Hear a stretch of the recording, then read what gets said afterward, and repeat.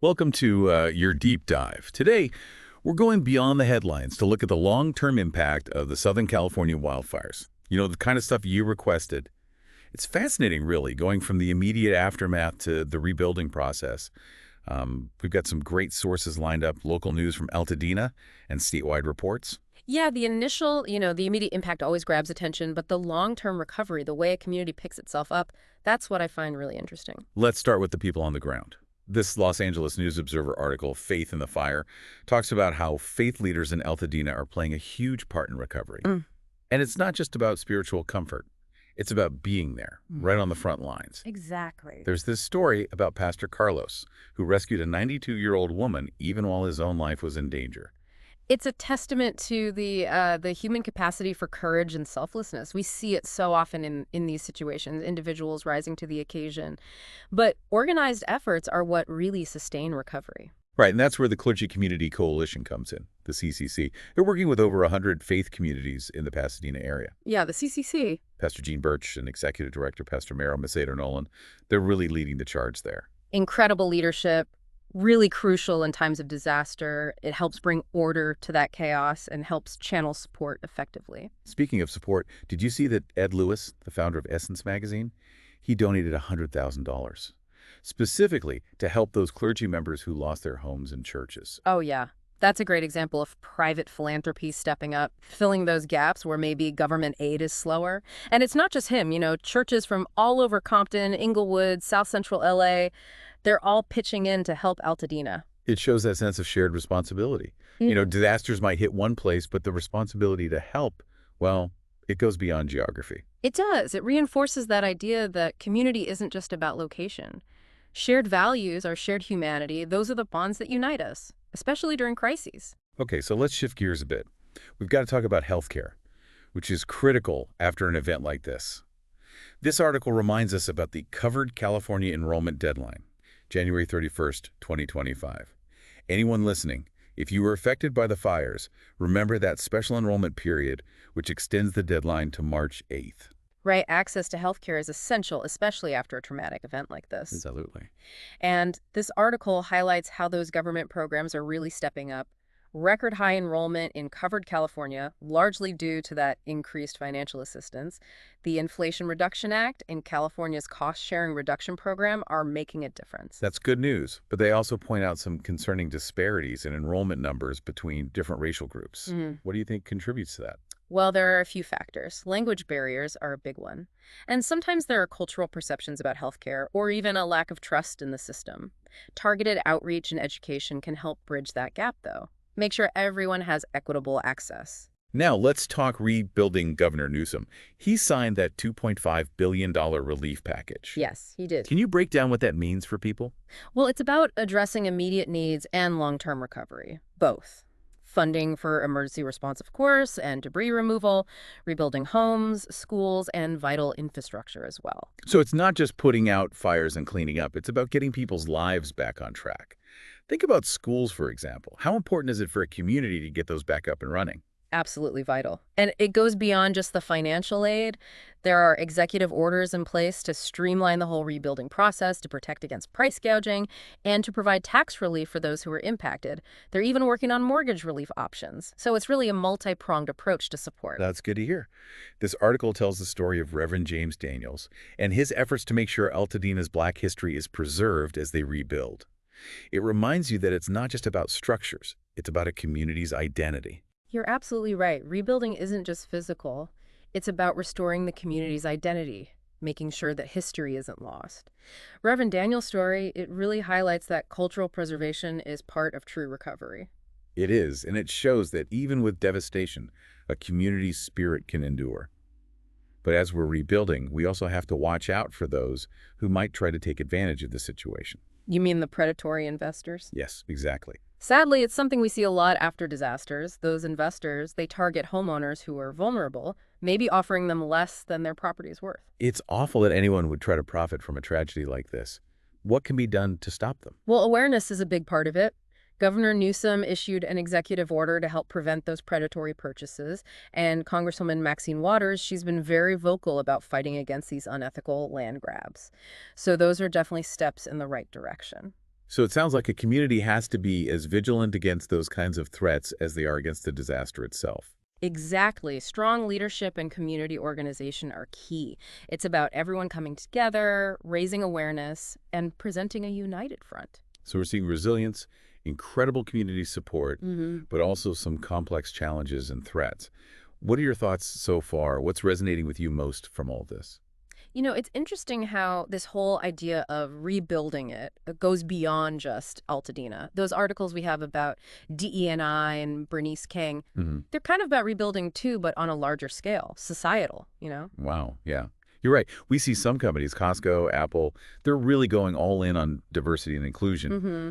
But then you have others like Walmart and Meta who are kind of backing off a bit. It's like they're all under pressure, but choosing different ways to, well, rebuild, I guess. Makes you wonder which approach is going to be more sustainable long term. Right. Like, will those companies that are really emphasizing DE&I, will they be better positioned for all these changes? It's like we're watching this huge social experiment play out, and we're all a part of it.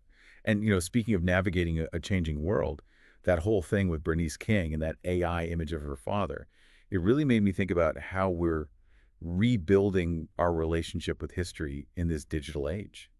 It's a tricky one. We've got these amazing tools now that let us engage with history in ways we never could before. Yeah. But there's also that potential for misuse, for distorting things, exploiting the past for personal gain. It's both exciting and a little scary, right? Hmm. We can bring history to life, make it more accessible, but we also have to be so careful, ethical implications and all that, making sure we're using these tools responsibly. Bernice King's response, it was powerful. A call for thoughtful engagement with her father's legacy.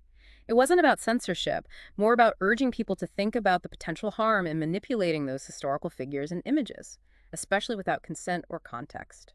It's like we need a whole new rule book for how we deal with history online. Right. We need to be aware of the power of these technologies. Absolutely.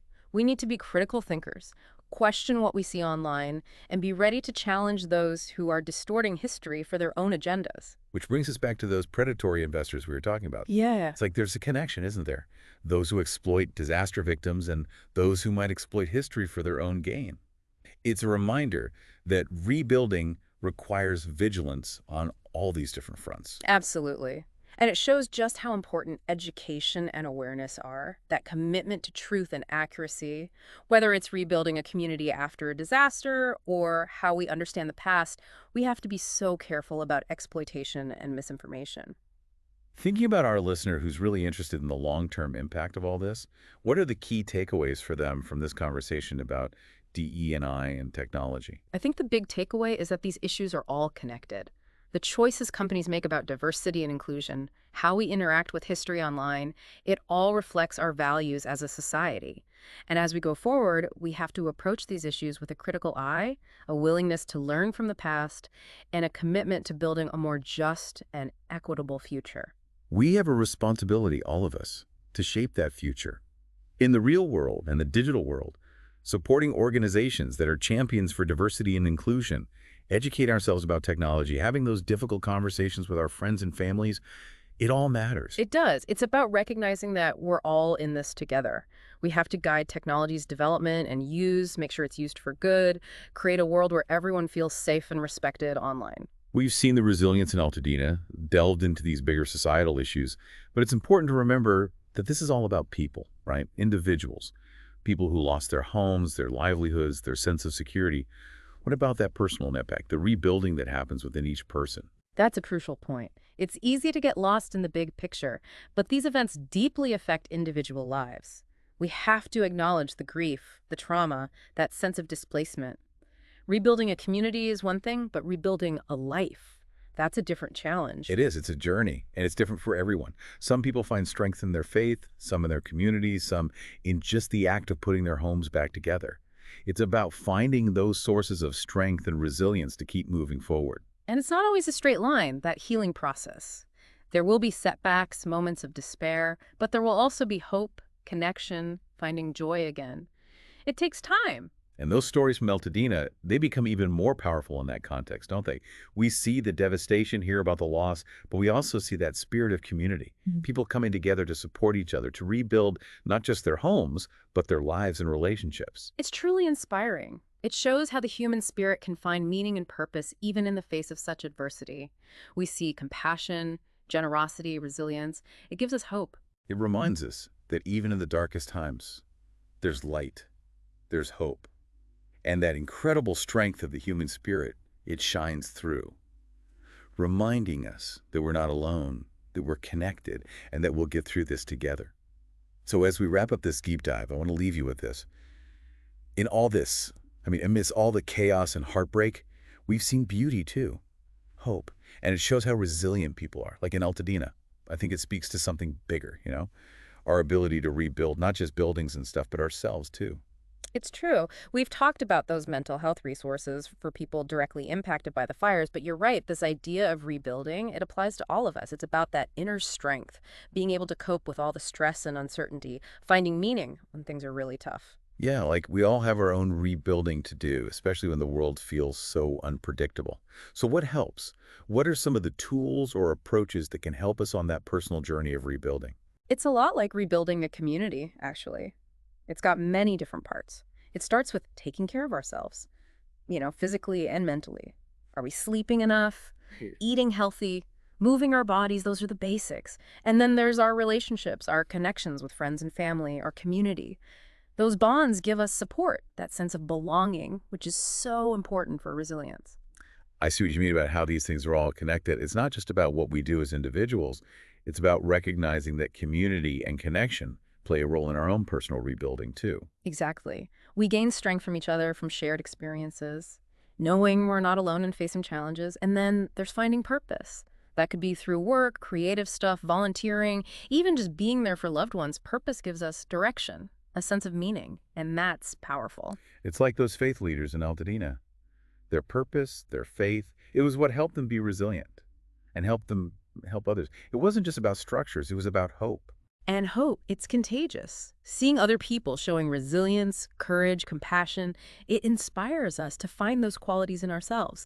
Even when things are really dark, we see that the human spirit can make it, can adapt, can find a way forward. So to our listener, as we finish this deep dive into what happened after those wildfires in Southern California, we hope you've gotten more than just information. We hope you found some inspiration in these stories of resilience, in the power of community, and in that potential for personal growth that often comes out of difficult times. Don't forget, you're not alone in dealing with all of this. We all face setbacks. We all go through loss and uncertainty, but we all have that amazing ability to be resilient, to grow, to rebuild. Find those inner resources, nurture your connections, and remember, even amidst all the ashes, there's always the potential for something new. Thank you for being a part of this deep dive. We hope it's given you a new way of looking at these events, and that it's made you think about your own journey of resilience and